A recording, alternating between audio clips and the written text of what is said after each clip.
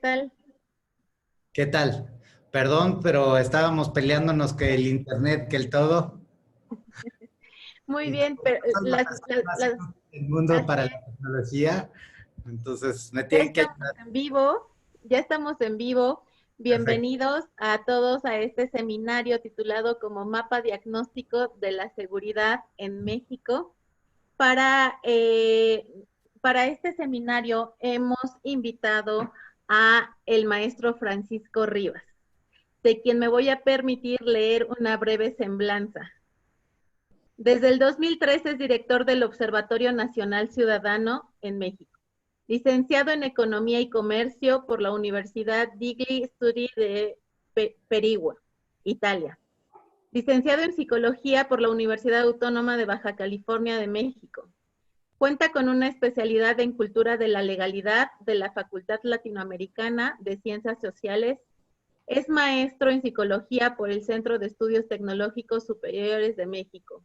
Es doctor en Estudio del Desarrollo Global.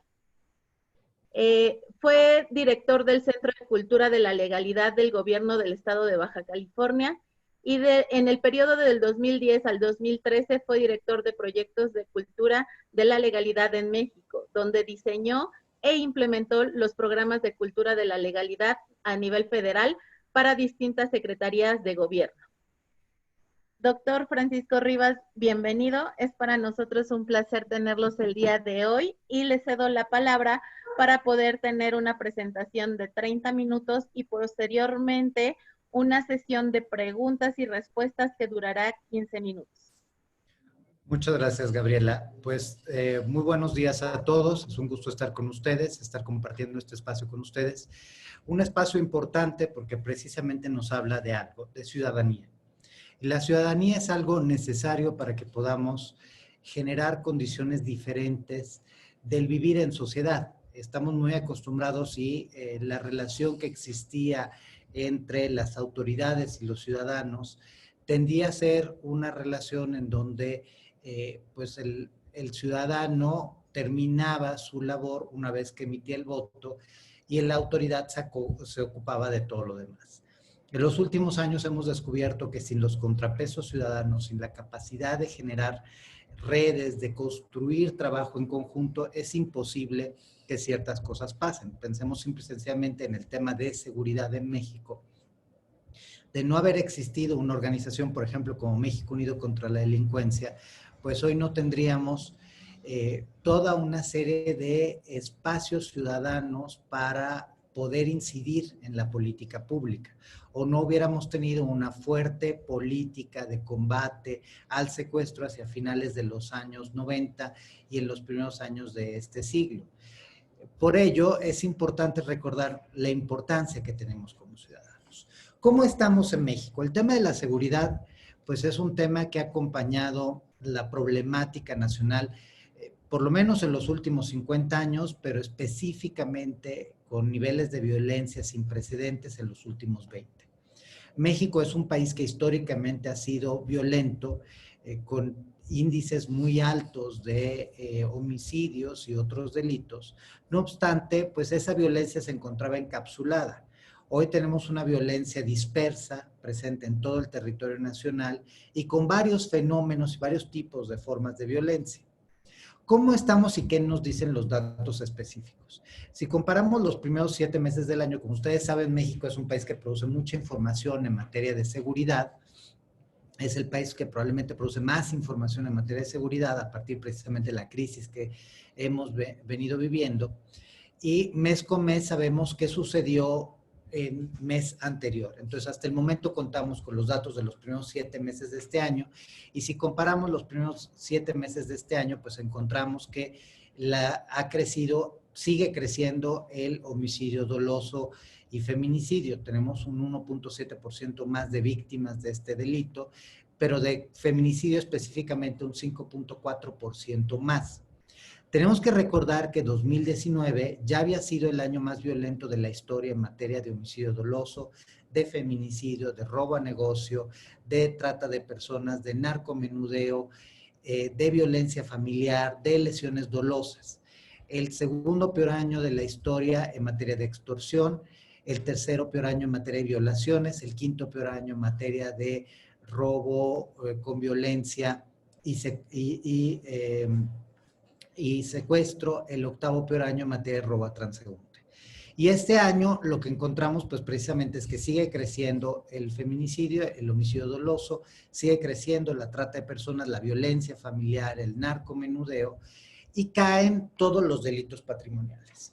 Esto, y lo veremos más adelante, se debe no específicamente a una política de seguridad, sino pues a la contingencia que vivimos, que en la medida en la que la gente no estuvo en las calles, pues era particularmente difícil que se pudiese cometer un robo a negocio, un robo a casa habitación, un robo a transeúnte, un robo en el transporte público u otros delitos patrimoniales. Pero si volteamos a ver específicamente el indicador clave de la violencia, pues podemos ver cómo el homicidio ha tenido un comportamiento histórico a la alza ya desde 2014-15. Recordemos que precisamente el momento más bajo de homicidios dolosos lo tuvimos hacia mediados del sexenio del presidente Fox, en donde pues ya alcanzamos niveles que bajaron de 10 homicidios por cada 100,000 habitantes, que es un indicador clave para indicar cuándo hay o no hay una pandemia de homicidios, una epidemia de homicidios. A partir de ahí vimos una escalada sustancial en el gobierno de Calderón. Ya hacia el final del gobierno de Calderón se revierte el comportamiento, es decir, los homicidios empiezan a bajar desde mediados del 2011, todo el 2012 y hasta el 2014 tenemos una baja de homicidios. Y a partir, insisto, del 2015, pues tenemos este repunte que no se ha podido frenar. Y aquí, pues evidentemente, este año tiene ya toda la connotación para poder superar al año anterior. Es más, si hacemos una comparativa internacional, México nunca había superado en homicidios a Colombia. Este año probablemente rebasaremos a Colombia en la tasa de homicidio doloso. ¿Por qué sube el homicidio?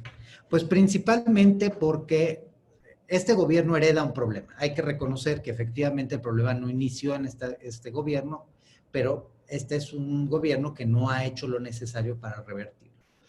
Pero, ¿qué fue el indicador clave que permitió que tuviésemos un descenso por 4 años del homicidio y que ha hecho que hoy tengamos un repunte tan importante? Pues primero que se dejó de invertir en seguridad. En la medida en la que en México se empezaron a construir instituciones de seguridad, algunas cosas sucedieron.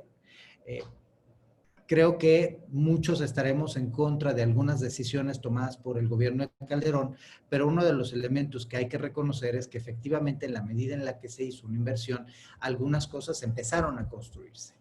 No olvidemos que cuando inicia ese sexenio en particular, pues México contaba con menos de 5,000 policías federales para todo el país.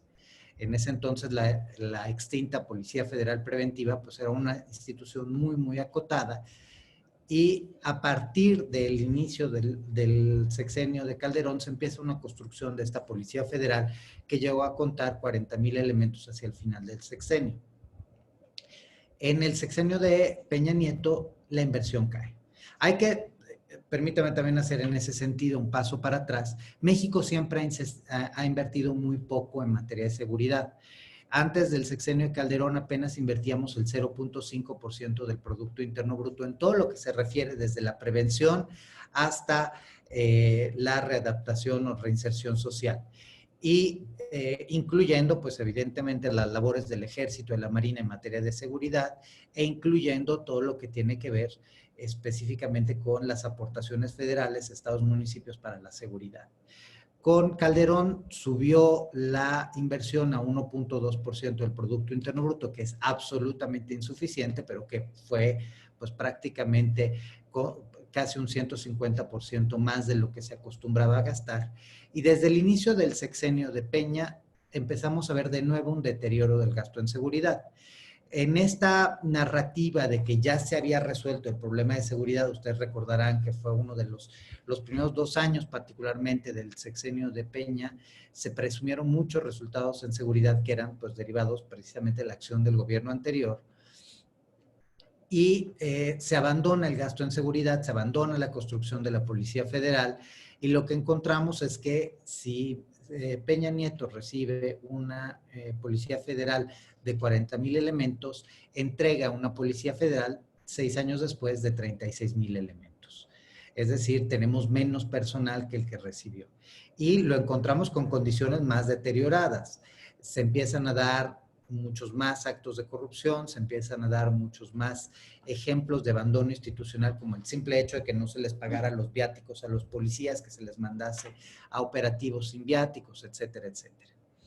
Llegamos a este sexenio en donde, pues lo primero es, tenemos un problema de definición de agenda.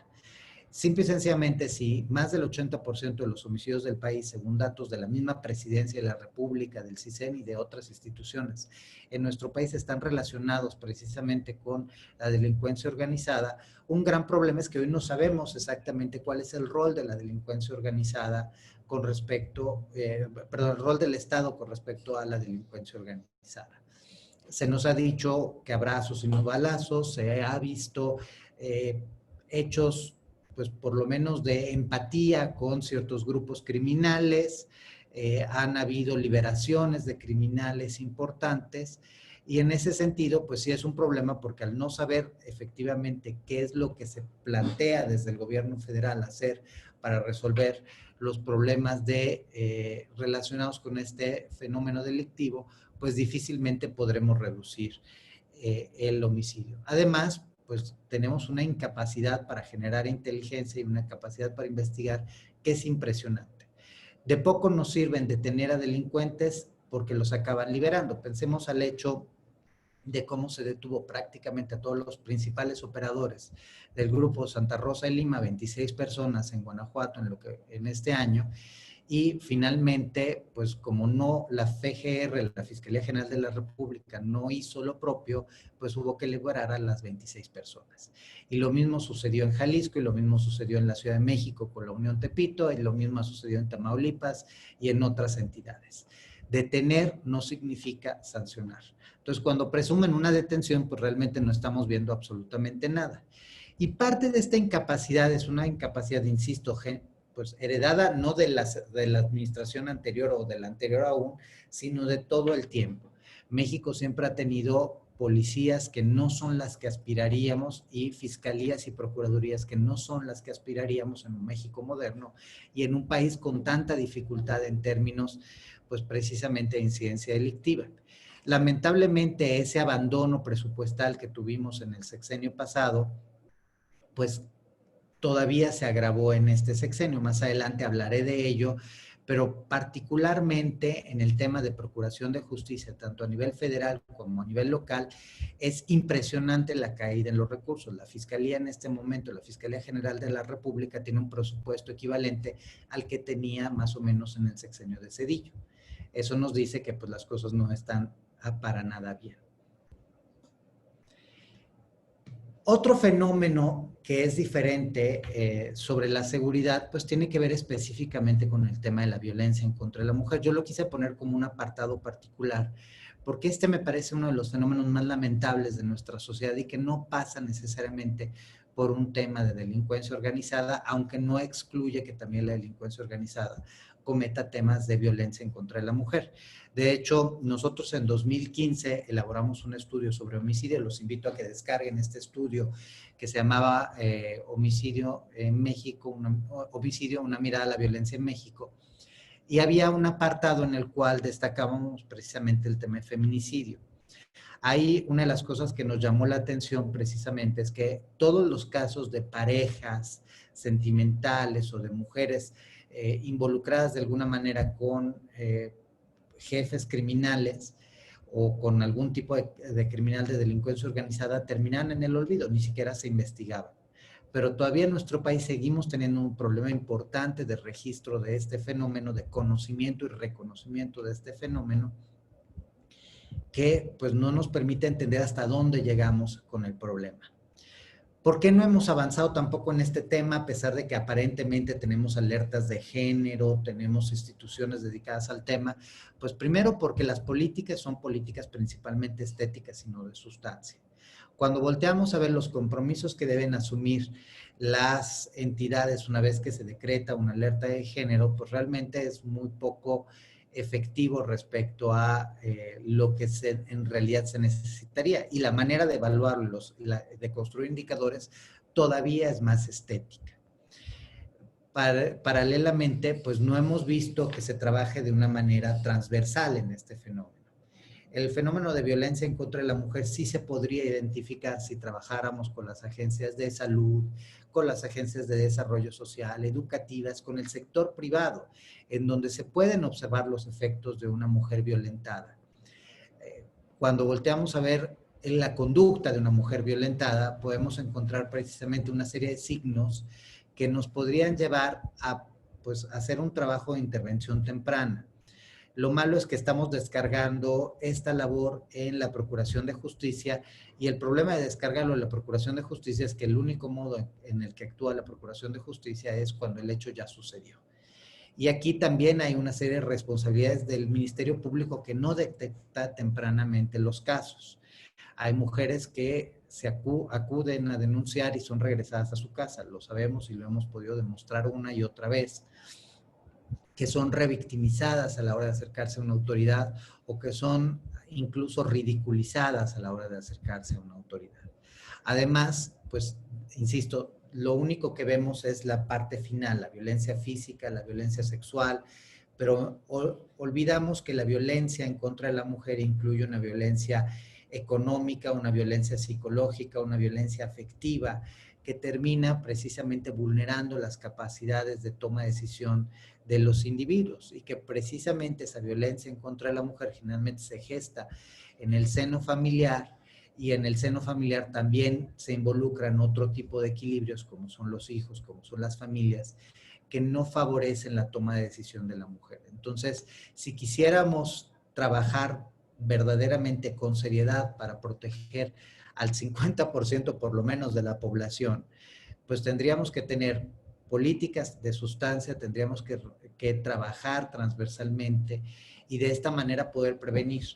Otro aspecto importante es que en este sexenio se ha abandonado pues, el apoyo a la sociedad civil que hacía un trabajo fundamental. Simple y sencillamente recordemos que al inicio del sexenio se cerraron las estancias y los refugios para la mujer que eran fundamentales precisamente para salvar vidas, no solo de las mujeres, sino también de los niños y adultos mayores involucrados en la violencia.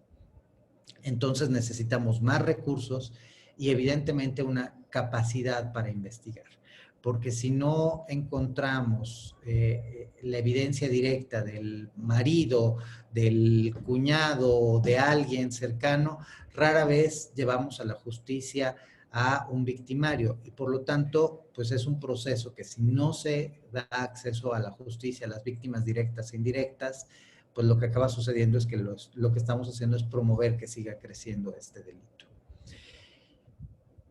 Ahora, yo lo comentaba en un principio, parte de las bajas que tuvimos en materia de incidencia delictiva se deben principalmente a los temas relacionados con el confinamiento. Si vemos precisamente, creo que el dato más clarificante de esto es el tema del robo en transporte público. El robo en transporte público en nuestro país bajó entre un 30 y un 75%. Entonces, al haber menos transporte público y menos gente que se desplaza en transporte público, no podía ser de otra manera. Ahora, hoy estamos en este proceso de reiniciar nuestras actividades. Y las reiniciamos en este contexto. Las reiniciamos en un contexto en donde 18 millones de personas han perdido entre el 60 y el 100% de sus ingresos. En donde todos los días, y es más, hay un recuento que nos hacía la Coparmex, cuántas empresas cierran por hora. Es decir, estamos teniendo una pérdida de empleo como nunca la habíamos visto. El mismo secretario de Hacienda reconoció que el impacto que tendrá en México esta crisis económica será mayor al que tuvo la gran recesión de 1932. Y hay que recordar también que esta crisis económica no empezó con la pandemia, esta crisis económica empezó con un 2019 en donde el crecimiento fue cero, en donde aumentó el desempleo, aumentó la pobreza, según datos pues precisamente de la CEPAL, donde vimos toda una serie de factores que lo que hicieron fue potenciar las condiciones de crisis económica. ¿Y qué ha pasado en nuestro país? ¿Qué ha pasado específicamente en México cuando hay crisis económica? Cuando hay crisis económica, lo que encontramos pues es que generalmente aumentan los delitos patrimoniales, los robos, los secuestros, las extorsiones. Esto ha sucedido en la crisis del 94, como sucedió en la crisis económica de 2008. Y pues eso es uno de los aspectos que tenemos que considerar. Tenemos una crisis y esta crisis nos va a llevar a un rebote. Ahora, la experiencia que no tenemos es qué pasa cuando tenemos una crisis económica tan fuerte en medio de una crisis de violencia tan fuerte. Nosotros en el observatorio generamos toda una serie de programas y proyectos que están disponibles también en nuestra página, que lo que buscan es precisamente protegernos. De hecho, elaboramos una aplicación que ustedes pueden encontrar en nuestra página que le permite a cada uno de nosotros encontrar e identificar cuáles son sus factores de riesgo, ya sea que yo sea un individuo, un microempresario, una empresa mediana, una empresa grande, cuáles son los factores que a mí me ponen en riesgo y a partir de ahí, qué decisiones puedo tomar. Además, nos acercamos a las autoridades y a los grandes empresarios de México precisamente para hacer planes de protección a los trabajadores. Y es que es precisamente la ausencia de planes es lo que nos preocupa. Ayer veíamos al presidente de la República dar un mundo de buenas noticias, pese a que la verdad no hay nada que presumir. Se omitió reconocer precisamente que las bajas en los delitos se deben a la ausencia de personas en las calles y no hay una política de seguridad. Entonces, pues precisamente eso es uno de los aspectos que tenemos que considerar. Además, hay delitos que hoy están creciendo y que no se contemplan y no hay registro de ellos y no hay evidencia que se estén combatiendo. Y estos principalmente tienen que ver con los fraudes y los robos de identidad. Yo pongo esto sobre algunos otros porque no nos damos cuenta la magnitud que tienen. De hecho, la semana antepasada nosotros presentamos otro de nuestros estudios relacionados con la piratería, un delito que es gravísimo porque la mayor parte de los ciudadanos relacionamos la piratería con la compra de productos que no son necesarios y que son más como de aspiración, que pueden ser desde la ropa de marca o los programas para nuestras computadoras o videojuegos, etcétera. Pero se nos olvida que también la piratería incluye, por ejemplo, alimentos, medicamentos, insumos médicos, autopartes que ponen en riesgo nuestra vida y la vida de otros. Pero aparte, en el caso específico de la tecnología pirata es una puerta de entrada enorme para que nos roben, para que vulneren nuestra integridad.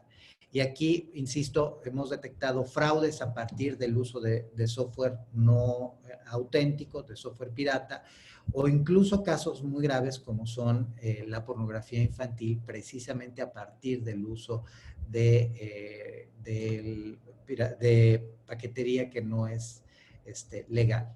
Entonces, ¿qué estamos avisando? Necesitamos potenciar nuestro cuidado de las redes sociales, necesitamos potenciar el cuidado de la información que compartimos, necesitamos potenciar la información que se genera precisamente a partir de incluso de nuestros trabajos, de lo que le decimos a los vecinos, pero de ahí tener un cuidado específico para nuestros aparatos electrónicos, para que estos pues no sean un punto de entrada para que efectivamente pues estén vulnerando nuestra identidad. En este contexto, ya lo he dicho en pocas palabras, pero sí quiero ser muy claro. ¿Por qué decimos que no hay una estrategia en materia de seguridad en este gobierno? Pues primero porque la verdad es que tenemos una serie de instrumentos que nos indican cosas absolutamente contradictorias. Si nosotros revisamos el Plan Nacional de Desarrollo y la Estrategia Nacional de Seguridad y los informes, encontramos que los objetivos que persigue el gobierno no solo son diferentes, sino a veces son opuestos. En algunos documentos se habla de combatir la delincuencia, en otros documentos se habla de abrazarla y darle besos. En algunos documentos se quiere combatir el homicidio, en otros se usa como indicador los datos de victimización, a pesar de que en la victimización no se contempla el homicidio. Y de nuevo, pues se generan informes a modo. Además, se asume que las políticas sociales emprendidas por este gobierno tienen un efecto directo en la reducción de la violencia en nuestro país. Primero, pues nosotros en diciembre del año pasado, en uno de nuestros análisis que hicimos y presentamos y que están en nuestra página, encontramos que los apoyos sociales, los programas sociales, no están vinculados a pues los factores de riesgo de jóvenes en conflicto con la ley. Como tampoco están vinculados la presencia de la Guardia Nacional, del Ejército y de la Marina a delitos específicos. Es decir, parece que el mapa de posicionamiento de la Guardia Nacional y de otras fuerzas federales no tiene que ver con la incidencia delictiva en nuestro país. Como el tiempo es muy corto, voy a irme un poco más rápido, les pido unos minutos más de paciencia. En 2019, como les decía, el gasto es un gran reto. Hoy estamos viendo el peor recurso desde la época precisamente del presidente Fox. Entre 2018 y 2019, el gasto en seguridad cayó un 10%. Y a lo que más le pegó es a Procuración de Justicia, a formación policial, a inteligencia, a combate a la corrupción y a protección de derechos humanos. En ese sentido, lo que se previó de gasto para 2020 fue ligeramente mayor, es decir, un 0.97% del PIB, pero en realidad, pues quien se llevó el aumento fue el ejército, porque los estados y los municipios todavía recibieron menos, como también menos dinero recibió la FGR, como menos dinero recibió la Guardia Nacional. Pensemos que la Guardia Nacional tiene menos recursos de lo que tenía la extinta Policía Federal, cuando se supone que es el cuerpo de élite y es un cuerpo mucho más grande. Ahora, a ese 0.97 que estaba previsto para el 2020, recordemos que se agregó pues, el hecho de que con la contingencia por COVID se definió que los estados y municipios podían usar el dinero de la seguridad para comprar insumos médicos. Entonces, cuando veamos la cuenta 2021, sabremos en realidad cuánto se gastó, pero nuestras estimaciones son del 0.7% del Producto Interno Bruto, es decir, nada. Comparándolo con el mundo, los países de la OCDE en promedio gastan un 3% del Producto Interno Bruto, Estados Unidos gasta casi un 7%, Colombia gasta más de un 5%. Y por eso podemos entender por qué Colombia lleva 3 años con homicidios marcadamente a la baja y el año pasado fue el año con la menor tasa de homicidio de su historia y este año va a tener menos homicidios que México. ¿Qué conclusiones y recomendaciones entonces damos? Pues ante la sofisticación de delitos y los altos índices delictivos necesitamos estrategias que sean complementarias, en donde federación, estados y municipios trabajen en conjunto. Aquí es importante que tenemos que dejar a un lado la política. No puede ser que apoyamos a los estados de nuestro partido y abandonamos a las entidades que son gobernadas por partidos de oposición. La política y la seguridad no van de la mano. La seguridad tiene que ser una obligación de todas las autoridades y de todas las y del Estado en su completo, también del legislativo y judicial por lo que les toca. Además, pues debe precisamente una estrategia reconocer las competencias y las asimetrías entre cómo se presenta el fenómeno delictivo, entre las características de la víctima y a su vez también entre las capacidades propias que tienen las policías. No le podemos pedir a una policía municipal de una zona rural que tenga el entrenamiento necesario para enfrentar a una autodefensa o para enfrentar a un grupo de delincuencia organizada. Si no se parte verdaderamente de saber dónde estamos, pues evidentemente no podemos resolver el problema. Y el problema es que efectivamente hasta el momento el gasto en seguridad y la lógica ha sido pues hasta para lo que nos alcanza, dirían los amigos. Y no debe ser así. Se debe definir un plan con una estrategia y a partir de ahí ver qué necesitamos y dotar de esos recursos, porque la verdad es que como hay un dicho que es muy válido para quienes estudiamos administración pública, que es el amor se ve en el presupuesto. Si hay interés de que algo suceda, lo vamos a ver. Y el hecho es que en el momento de la peor crisis que tenemos en materia de economía de nuestro estado y de caída, pues el gobierno federal está invirtiendo miles de millones de pesos en refinerías, en un aeropuerto de dudosa funcionalidad o en un tren de dudosa funcionalidad o en comprar estadios de béisbol. Quiere decir que el corazón está ahí y no en la seguridad. México puede llegar a ser un país no violento, indudablemente, pero eso no quiere decir que llegue a ser un país seguro. Y eso no implica que lleguemos a ser un país con Estado de Derecho. Necesitamos ir de la mano y construirlo. Yo por eso agradezco este espacio, porque precisamente necesitamos entre todos construir ciudadanía para que México no siga empeorando. Muchas gracias. Muchas gracias, doctor Francisco. En verdad, ha sido bastante interesante.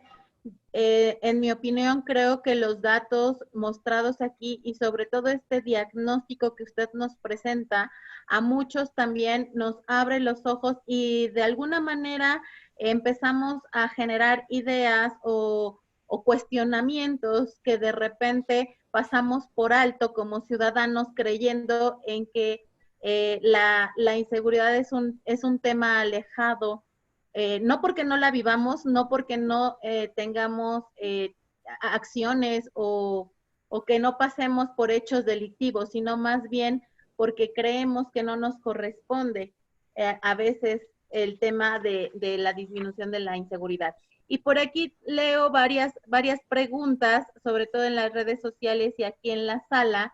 Me gustaría empezar por una de ellas. Aquí nos comentan, está comprobado que a mayor inversión en seguridad es menor el índice de delitos. Esa es una. Si gusta, vamos contestando. Se me está cayendo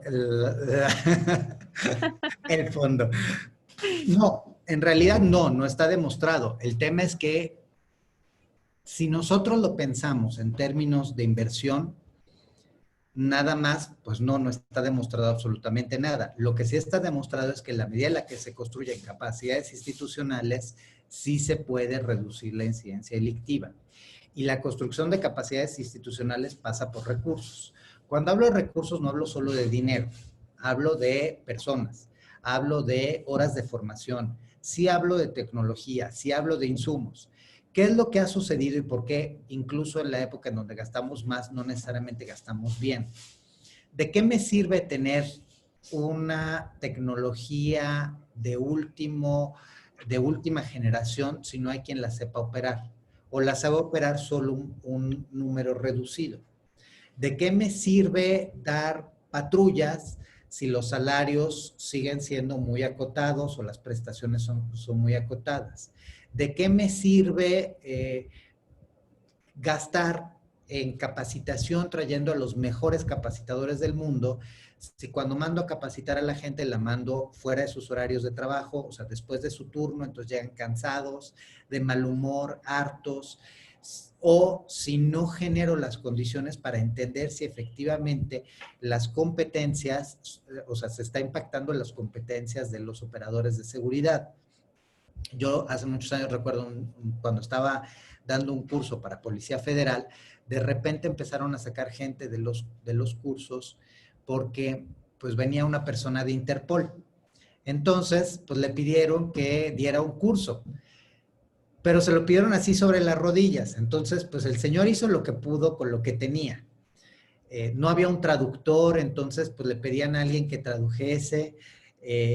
Y cuando platicabas con los policías, que en ese entonces estamos hablando de que eran directores generales, comisarios, comisionados estatales, etcétera, te decían, pues es que este curso nosotros ya lo hicimos y lo hicimos mejor. Y no es porque el señor no fuera de calidad, es porque al señor le pidieron un curso en las rodillas, pero lo único que se buscaba era presumir que Interpol había capacitado a un grupo selecto de policías. Esas son las tonterías que se cometen muy frecuentemente. No sabemos qué necesitamos y entonces gastamos en lo que hay o en lo que se nos ocurrió en el momento. Un plan implica cierta consistencia. Por eso, no está demostrado que a mayor gasto haya mejores resultados en materia de seguridad, es decir, que baje la incidencia delictiva específicamente, pero sí un mejor gasto y un gasto más alto. Lo que pasa es que hoy con un 0.8, un 0.7, un 0.9, la verdad es que ni siquiera nos alcanza para lo básico. Hoy nosotros trabajamos con 24 fiscalías generales y procuradurías estatales y les puedo decir que la verdad estamos viendo de que en este momento no solo no hay papel, no hay computadoras, no hay gente, ha habido un recorte presupuestario, perdón, de personal brutal. Y eso hace que la Procuración de Justicia, que ya estaba colapsada antes, pues esté peor ahorita. Ok. Aquí tenemos varias preguntas que están relacionadas incluso a varios comentarios que nos ha hecho en este momento. Por ejemplo, aquí Laura Ríos nos pregunta, ¿cuál es la razón para que se esté invirtiendo poco presupuesto en la seguridad? Debería de ser prioridad junto con la educación. Y aquí hay otra pregunta que también está relacionada. Dice, los salarios de la policía son muy bajos. Por supuesto que eso influye en su rendimiento. ¿Por qué si ya lo saben, no hacen nada para contrarrestar esta acción? A ver, lamentablemente la cobija es una y es una cobija chiquita, que es el presupuesto.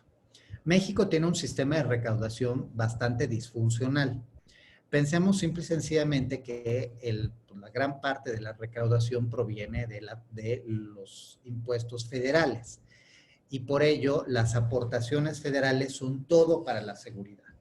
Poco recaudan los estados y menos aún los municipios, pese a que sí tendrían la función de hacerlo. De hecho, nosotros una de las propuestas que le hicimos al presidente y a los candidatos en campaña y luego como presidente cuando yo fui consejero nacional de seguridad, era generar las condiciones para renivelar el predial y aumentar el predial en el país, etiquetándolo específicamente para la seguridad. La verdad es que esta es una medida absolutamente impopular y este gobierno pues ya prometió que no va a aumentar impuestos. Entonces, aumentar impuestos generalmente, insisto, pues produce efectos negativos en términos de posicionamiento político. Y hacerlo, pues sí requiere de entender que estamos trabajando por el bien del país y no por el bien del partido. Entonces la gente no lo hace. México, comparado con muchos países, pagamos muy pocos impuestos. Los que pagamos impuestos nos podremos quejar, pero en muchos otros países se paga mucho más. Lo malo es de que también lo que pagamos, pues no vemos el retorno directo en términos de ver mejor infraestructura, mejores instituciones, mejor seguridad, mejor todo. ¿Por qué invierten en seguridad? En particular, este gobierno, porque ha distraído una parte, insisto, de recursos enormes para los programas sociales, asumiendo que son programas de prevención del delito. Quiero ser claro, yo estoy en favor de los programas sociales. A mí, Jóvenes Construyendo el Futuro, me parece una gran idea, pero no es un proyecto ni es un programa de prevención del delito. Es otra cosa. Porque para que fuese un programa de prevención del delito, tendría que tener ciertas reglas de operación que establecen características particulares y sí deberían estar dirigidas a poblaciones, particularmente a los jóvenes en conflicto con la ley o jóvenes en situación de riesgo. Y esos son los más olvidados. Por eso los invito a que revisen el panorama que nosotros hicimos y si vemos precisamente a esos jóvenes marginados o vemos a los jóvenes que ya cometieron delitos y dónde se están otorgando las aportaciones, pues vamos a ver que son dos mapas que no coinciden absolutamente en nada. De hecho, de todo el país, solo 3 municipios son los que tienen, y municipios como muy en general en municipios, sin bajar a la colonia, que nos permiten ver precisamente esta conexión entre un programa y otro, que son Tijuana, un municipio en Tabasco e Iztapalapa. En todo el resto del país no coinciden los mapas. Entonces, la verdad es que no funciona de esta manera. En el tema de los salarios es lo mismo. Subir un salario implica subir prestaciones. Yo recuerdo en algún momento en Tijuana, yo viví muchos años en Tijuana era la policía mejor pagada. Sí, pero no tenían ninguna prestación. O sea, incluso violentaban los derechos de los policías. Entonces, si tú querías un seguro de vida y como estás en un trabajo de alta peligrosidad, en una ciudad de alta peligrosidad, tenías que comprarte tu seguro de vida. Querías un seguro de gastos médicos mayores por tener un trabajo de alta peligrosidad, pues no, era imposible acceder. Y recordemos que hasta hace pocos años los policías no accedían a créditos de ninguna manera, ni para comprar vehículos ni casas, porque eran trabajos de alto peligro. ¿Qué se necesita? Pues precisamente revisar esas cosas, porque sin ello, yo creo que el problema no es que el salario del policía sea bajo. El salario del policía es bajo, pero lo peor es cómo lo tratan. Y la verdad es que lo tratan muy mal y lo tratamos los ciudadanos muy mal. No te escucho.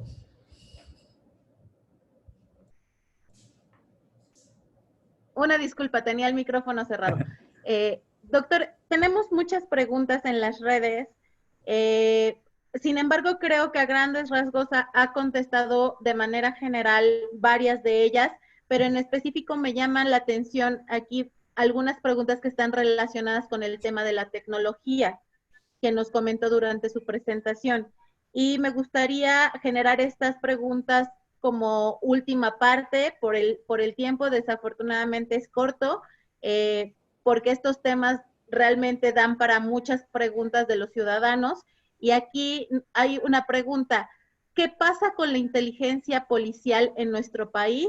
Y por otro lado tenemos otra pregunta de Laura González. Doctor, ¿cómo deciden las acciones para disminuir la delincuencia? ¿Y cómo podemos saber si alguien ha robado nuestra identidad y dónde se tendría que denunciar? Porque hay poca información de esto.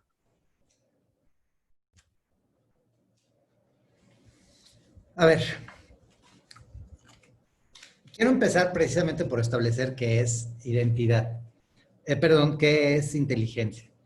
Inteligencia es la capacidad de tener información y sobre esa información tomar decisiones.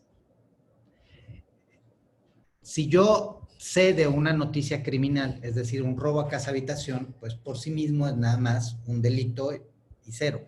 La capacidad de generar inteligencia es la capacidad de identificar que hay un patrón entre ese robo de casa habitación y el robo de casa habitación a una cuadra y el robo a negocio en una segunda cuadra. Y que hay factores comunes también en términos de quién los ejecuta, de modus operandi y que se pueden replicar en otras zonas. Eso es inteligencia. Lamentablemente, pues en México no hay tiempo para hacer inteligencia. De nuevo, pues se han considerado números óptimos de policía respecto a la población, que son referencias muy particulares, no todas, yo no estoy del todo de acuerdo, pero se considera que lo ideal es precisamente tener 3 policías por cada 1,000 habitantes. En México, por azares del destino, decidimos que fueran 1.8 policías por cada 1,000 habitantes. El estado de fuerza actual anda rondando, en realidad, pues 1 por cada 1,000 habitantes. O sea, tenemos una deficiencia según estándares, pues importante. Y luego hay que ver qué tipo de policías tenemos. De nuevo, ayer escuchábamos al presidente presumir que la Guardia Nacional pasó por 450 horas cuando no hay evidencia de ello. De hecho, cuando nosotros estamos trabajando con ellos, y la verdad es que no es real, pero más allá de eso, 450 horas puede sonar muy bien, nada más que suena muy mal cuando pensamos que la Policía Federal llevaba 2,400. Entonces, quiere decir que, y si la policía tenía tantos defectos, ¿cómo es que hoy esperamos que la Guardia Nacional, con la 4ª parte de la formación, vaya a tener mejores resultados que esa Policía Federal?